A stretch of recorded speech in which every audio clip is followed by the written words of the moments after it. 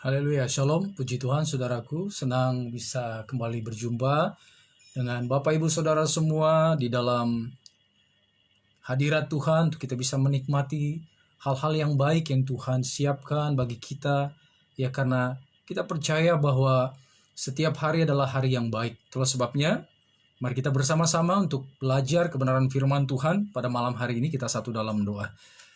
Bapa kami dalam kerajaan surga, Bapa yang kami sembah di dalam nama Tuhan kami Yesus Kristus, kami bersyukur buat malam hari ini, buat waktu yang Tuhan berikan, buat kesehatan, kekuatan, dan kami mohon biarlah pada malam hari ini kuasa Roh Kudus mengurapi kami Tuhan, mencelikan mata rohani kami untuk bisa melihat pesan Tuhan yang indah yang akan Kau sampaikan untuk menjadi kekuatan bagi kami.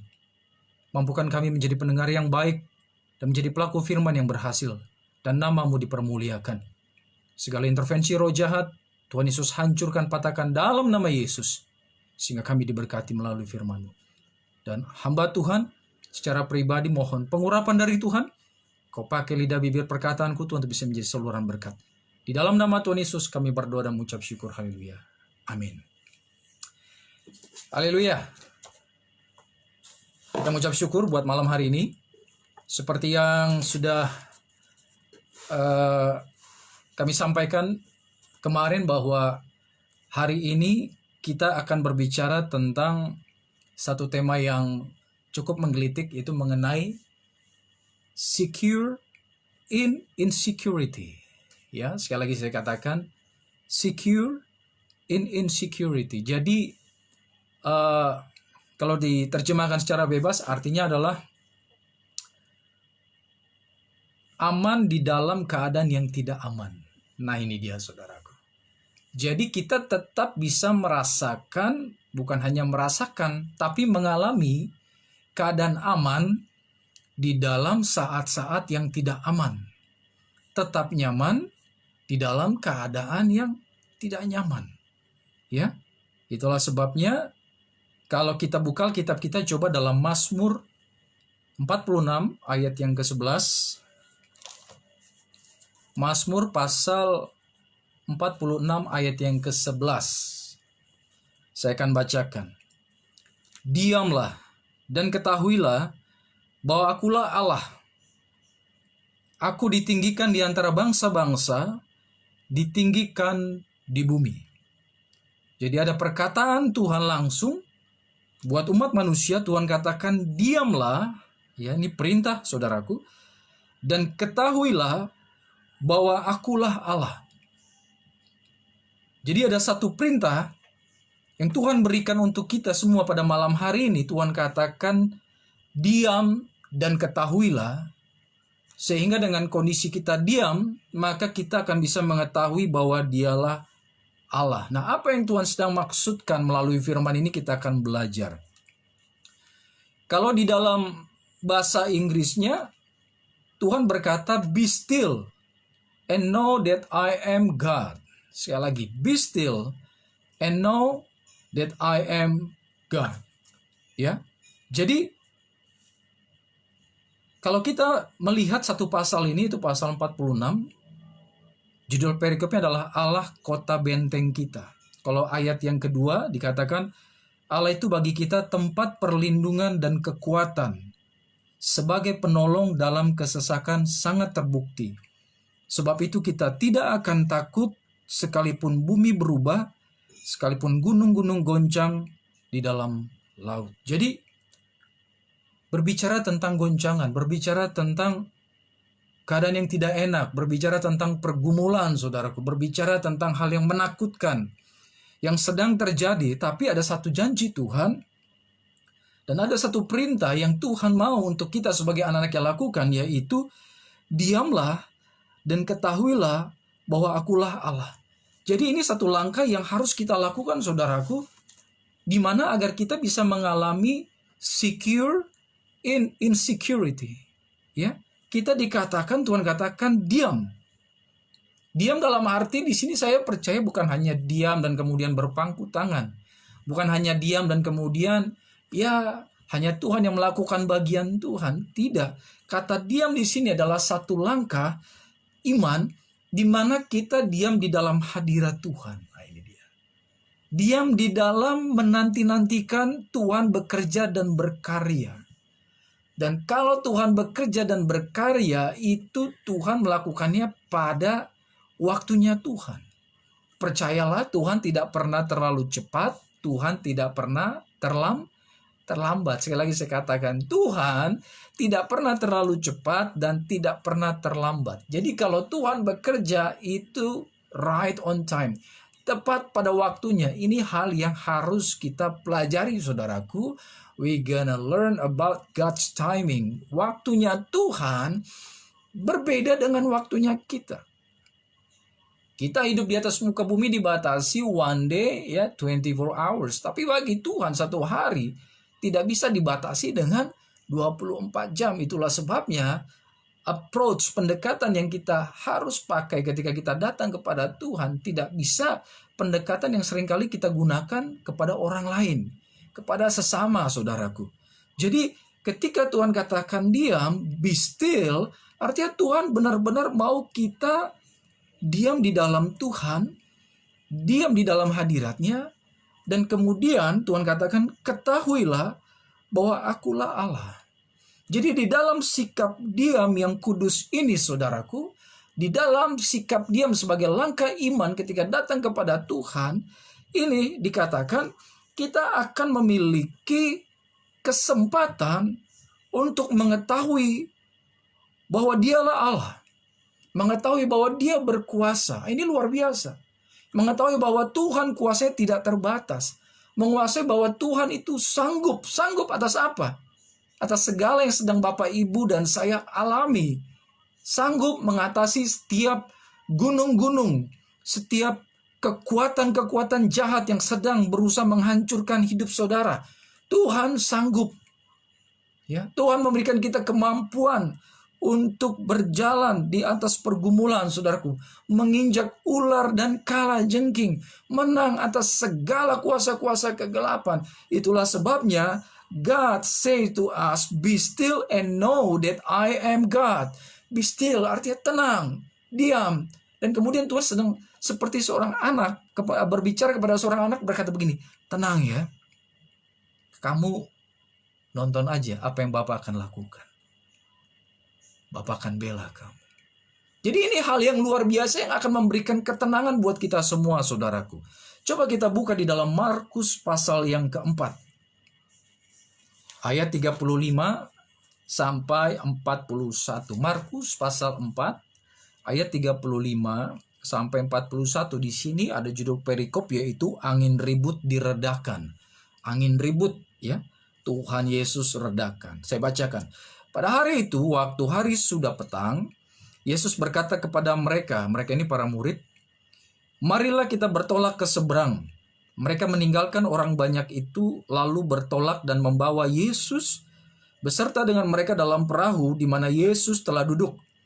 Dan perahu-perahu lain juga menyertai dia.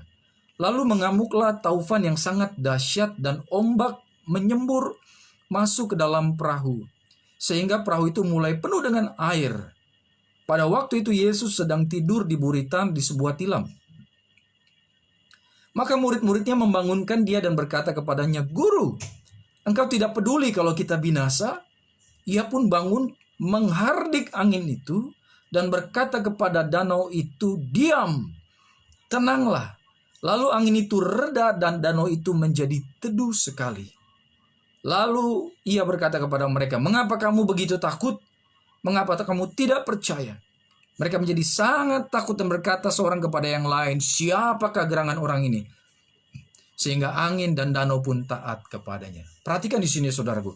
Ada satu hal yang luar biasa yang dialami para murid ketika akan pergi ke seberang menyeberangi Danau Galilea bersama Tuhan Yesus. Petang artinya sudah sore, mungkin pastinya sudah mulai gelap, saudaraku. Dan mereka sedang menyeberang, menaiki perahu. Dan tiba-tiba di dalam perjalanan dikatakan ada angin yang kencang, taufan, sehingga angin ini mengamuk. Kalau Bapak Ibu pergi ke Israel, ya, Danau Galilea ini, mungkin kalau Bapak Ibu pergi beberapa tahun yang lalu, itu airnya sudah surut sekian belas meter, mungkin puluhan meter, saudaraku. Jadi ketinggian air itu semakin turun. Mungkin karena global warming sehingga masa air di dalam danau berkurang. Sehingga saya berpikir ketika ada di danau itu berpikir, oh danau ini ternyata pernah berombak besar di mana perahu para murid dan Tuhan Yesus hampir tenggelam. Bagaimana caranya ya? Karena itu danau, saudaraku, bukan laut bebas, bukan laut atau samudra, bukan, tapi danau. Dan beberapa minggu yang lalu saya terkejut karena ada satu video, Bapak Ibu bisa cek juga di internet. Video ini merekam kejadian di Danau Galilea pada malam hari, di mana ada angin yang keras, air yang sudah surut sekian belas meter. Ternyata malam itu angin kencang sampai air itu luber dan air itu sampai menerjang, bahkan sampai menyeberang ke jalan raya, saudaraku. Coba bisa kita bayangkan. Artinya ombaknya begitu besar pada malam itu beberapa minggu yang lalu di Danau Galilea. Jadi saya berpikir, wow, apa yang dialami para murid bersama Yesus, oh ternyata benar. Di danau ini bisa ada ombak. Kalau danau kan kita berpikir, mana mungkin bisa ada ombak seperti di Danau Toba? Apakah ada ombak yang tinggi meteran, saudaraku? Mungkin kita nggak pernah melihat itu, tapi ternyata di Danau Galilea itu bisa terjadi. Nah, itulah yang dialami oleh para murid. Ketika danau angin itu kencang, air mulai masuk ke dalam perahu mereka, maka para murid ketakutan. Ya natural manusia lah, saudaraku, menghadapi situasi seperti ini. Perahu yang ala kadarnya mungkin dari kayu, ya tidak ada mesin, cuma mengandalkan kekuatan angin. Dan gelap malam itu. Sehingga ketika kapal diombang-ambing, air mulai masuk, mereka ketakutan. Mungkin kalau kita di kapal yang sama, kita pun akan berteriak ketakutan. Takut tenggelam, takut mati pastinya. Tapi yang patut kita pelajari, justru dalam keadaan genting seperti itu, air pasti banyak, pasti basah semua. Dan para murid berteriak, angin kencang. Tapi apa yang Yesus lakukan? Dia tidur, Bapak Ibu. Ya. Firman Tuhan ini mengatakan, Tuhan Yesus sedang tidur di atas tilam, di atas tikar. Hal yang tidak lazim dilakukan ketika sedang terjadinya goncangan. Seakan-akan Yesus berkata, I don't care. Saya nggak takut, saya nggak peduli dengan badai ini. Tuhan Yesus mengambil pilihan yang sungguh luar biasa, yaitu dia justru tidur. Dan para murid dalam ketakutan kemudian membangunkan Tuhan Yesus. Dan Tuhan Yesus pun bangun. Ya. Dengan penuh kasih, Tuhan Yesus tahu para murid sedang ketakutan luar biasa. Dan sebagai Bapa, sebagai sahabat yang baik, sebagai Tuhan di tempat itu, Tuhan Yesus menunjukkan kuasa yang luar biasa. Pada ayat yang ke-39 dikatakan, ia pun bangun, menghardik ya, atau menegur dengan keras angin itu, dan berkata kepada danau itu, ini luar biasa, diam, tenanglah. Lalu angin itu reda dan danau itu menjadi teduh sekali. Hitungan detik saya percaya, saudaraku, yang tadinya bergelora, angin kencang luar biasa, perahu akan tenggelam. Ketika Tuhan Yesus berkata, diam, tenanglah. Hanya dua kata yang Yesus keluarkan dari mulutnya. Alkitab dengan jelas mengatakan angin itu reda, tidak ada lagi taufan, dan danau itu menjadi teduh sekali. Coba Bapak Ibu bayangkan situasinya. Ini pasti luar biasa sekali. Ini pasti luar biasa sekali. Ada kemiripan perkataan di sini Bapak Ibu, yaitu perkataan tenanglah. Di dalam terjemahan bahasa Inggris, di dalam Mazmur 46 ayat 11 ini yang Tuhan katakan, diamlah dan ketahuilah bahwa akulah Allah. Tuhan berkata, be still, tenang. Ya. Be still atau tenang ini artinya bukan kita kemudian berpangku tangan tidak melakukan apa-apa, tidak. Di sini be still artinya tenang supaya kita bisa berdoa. Kita tidak terpengaruh dengan apa yang kita lihat, dengan apa yang kita dengar. Nah, di dalam bahasa Inggris pada ayat yang ke-39 ini, dalam terjemahan New King James Version atau NIV, Tuhan Yesus berkata, peace atau quiet, be still. Jadi perkataan still atau be still ini digunakan oleh Tuhan dalam dua event yang berbeda. Ketika Tuhan berkata kepada umat Israel melalui pemazmur di dalam Mazmur 46, Tuhan juga berkata, be still. Ya, ketika keadaan sedang tidak enak, sedang goncang, terjadi pergumulan yang luar biasa kepada orang Israel, Tuhan katakan, be still and know that I am God. Dan kepada para murid, Tuhan Yesus juga berkata, quiet atau peace, be still. Diam, tenanglah. Jadi di dalam Mazmur, ya, Tuhan Yesus memberikan perkataan be still untuk kita. Tetapi di dalam Markus pasal 4 ini Tuhan berkata, tenanglah. Ini juga saya percaya kepada angin yang kencang itu, kepada ombak yang menderu untuk be still, tenang. Tapi at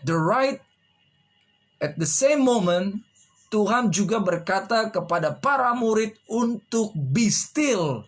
Di mana? Di dalam roh mereka. Karena ketakutan begitu ketakutan menguasai hati dan pikiran mereka sehingga tidak ada iman sama sekali, tidak ada pengharapan, yang ada kekhawatiran, ketakutan. Pada waktu yang sama Tuhan juga menghardik para murid, be still, artinya tenang, percaya. Ketika mereka, Tuhan katakan tenang, tujuannya supaya mereka bisa berdoa kepada Tuhan. Ini luar biasa, saudaraku. Jadi di sini Tuhan sedang mengajarkan kepada para murid kualitas orang percaya harus seperti ini. Ya, sehingga kita bisa merasakan apa yang tema kita katakan, secure in insecurity. Aman di dalam situasi yang tidak aman, atau tetap tenang di dalam situasi yang tidak tenang. Ya. Sangat paradoks, saudaraku. Tapi ini yang Tuhan Yesus ajarkan buat kita semua. Ini yang membedakan Bapak Ibu dengan orang yang tidak percaya Yesus. Sehingga orang bisa melihat Tuhan melalui respon kita ketika kita berada di tengah badai. Saya tidak tahu saat ini, detik ini, badai apa yang sedang datang dalam hidup Bapak Ibu. Ya. Setiap manusia mungkin Tuhan pasti izinkan datang badai, datang ombak, datang goncangan, bahkan dalam tanda kutip hampir tenggelam. Saya percaya itulah saat di mana Tuhan sedang melatih iman kita untuk kita bisa menguasai diri kita terutama. Ya. Mungkin situasi belum bisa kita kuasai karena keadaan terus bergelora. Tapi setidaknya kita bisa menguasai diri kita sendiri, saudaraku. Untuk apa? Untuk diam dan tenang. Untuk be still. Sehingga dengan kita tenang, maka kita bisa tahu bahwa dialah Tuhan. Bahwa dialah Allah. Kalau kita takut dengan masalah, kita tidak akan bisa melihat Tuhan. Kita tidak bisa melihat kedahsyatan Tuhan.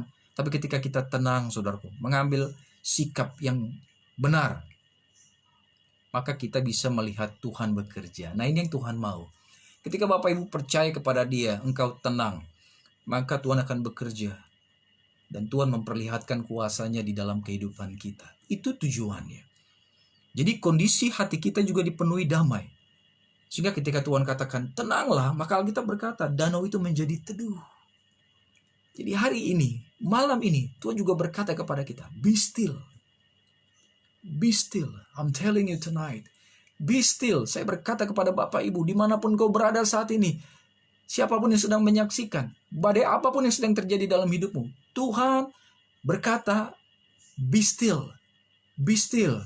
And know that He is God. Dan ketahuilah bahwa Dialah Allah. Ya, ketahuilah. Kalau danau itu menjadi teduh, Tuhan mau malam ini hati kita pun menjadi teduh. Katakan amin. Tuhan mau hati kita menjadi teduh seperti danau itu pada malam itu. Ketika mendengar perkataan Allah Sang Pencipta untuk mereka tenang, danau itu pun tenang. Malam ini Tuhan yang sama berkata kepada Bapak Ibu semua, be still. Tenanglah. Dan saya berdoa hati Bapak Ibu menjadi tenang. Menjadi tenang. Karena kau percaya Tuhan yang dahsyat menyertai hidup kita semua. Pertanyaannya, mengapa Tuhan Yesus bisa bersikap yang sangat berbeda dengan para murid ketika di tengah badai? Yohanes 4 ayat 34. Ini perkataan Tuhan Yesus. Tuhan Yesus berkata, makananku ya, ialah melakukan kehendak Dia yang mengutus aku dan menyelesaikan pekerjaannya. Tuhan Yesus berkata, makananku. Kalau berbicara makanan, ini sesuatu yang sangat penting buat kita. Kebutuhan pokok. Setiap hari kita perlu makan, perlu minum. Tuhan Yesus tidak berkata, makananku adalah gandum, makananku adalah roti, makananku adalah rendang, adalah steak. Enggak, tapi makananku. Artinya, kebutuhan pokokku ialah melakukan kehendak Dia, kehendak Bapa. Maunya Bapa apa, itu yang menjadi makanannya Tuhan Yesus. Kehendak Dia yang mengutus aku dan menyelesaikan pekerjaannya. Jadi menyelesaikan pekerjaan yang Bapa tentukan buat Tuhan Yesus itu benar-benar menjadi prioritas buat hidup Tuhan Yesus. Jadi saya mau Bapak Ibu pada malam hari ini, bagaimana supaya kita bisa merespon badai seperti Tuhan Yesus, kita harus memiliki mindset pemikiran mulai malam ini bahwa makanan kita, nah makanan rohani kita atau tujuan utama hidup Bapak Ibu ada di atas muka bumi ini ialah melakukan kehendak Dia. Siapa Dia? Bapa kita di surga. Kita harus punya prinsip yang sama saudaraku, sehingga ketika badai pergumulan datang kita be still, kita tenang, kita tidak takut, tidak was-was, tidak khawatir. Ya, karena apa? Kita sudah tahu Dia Tuhan. Melakukan kehendak Bapa. Percayalah, Tuhan punya tugas buat setiap Bapak Ibu yang nonton pada malam hari ini atau siaran ulang. Saya mau katakan Tuhan punya tugas buat setiap Bapak Ibu dan saya. Saya tahu tugas Tuhan buat saya apa. Itulah sebabnya saya fokus di situ. Istri saya tahu apa tugas yang Tuhan berikan buat dia. Sehingga dia bisa fokus Bapak Ibu. Sehingga kita bisa saling menguatkan. Ketika kita tahu apa yang menjadi tugas kita yang Tuhan berikan, yang Tuhan mandatkan, percayakan buat kita selama di atas muka bumi ini, maka itu akan menjadi prioritas dan makanan kehidupan kita. We shall not be worried. Kita nggak akan khawatir tentang apapun juga, saudaraku. Jadi mari bersama-sama mulai malam hari ini kita punya prinsip yang sama seperti Tuhan Yesus. Kita berkata kepada diri kita, bahkan kepada dunia, kepada yang jahat, makananku melakukan kehendak Bapa yang mengutus aku dan menyelesaikan pekerjaannya. Pekerjaan yang Tuhan Yesus percayakan buat setiap kita. Ya. Sehingga di perahu itu Tuhan Yesus bisa tidur. Tuhan pun mau Bapak Ibu bisa tidur. Artinya bisa tenang di dalam masalah-masalah yang sedang kita hadapi ini. Setiap kita menghadapi masalah yang sama. Kurang lebih hampir sama. Mau di negara manapun kita mengalami pergumulan yang sama. Ketakutanlah, masalah kesehatan saudaraku. Ya, masalah usaha, pekerjaan, karir. Banyak yang mengalami pergumulan. Hampir semua orang mengalami hal yang sama. Tapi Tuhan berkata, be still. Ketika kita tahu tujuan hidup kita, kita tahu kita tidak akan berakhir di sini. Sama seperti Tuhan Yesus. Kenapa dia bisa tidur? Karena dia tahu dia tidak akan berakhir di danau itu. Dia tahu dia tidak akan tenggelam dan mati di dalam danau. Dia tahu tujuan hidup dia. Pekerjaan yang Tuhan percayakan, Bapa percayakan adalah untuk dia mati di atas kayu salib. To give up everything. To shed his blood. Mencurahkan darahnya. Untuk siapa? Untuk semua manusia. Sehingga dikatakan, barang siapa yang percaya tidak akan binasa. Itu tujuan utamanya, the ultimate.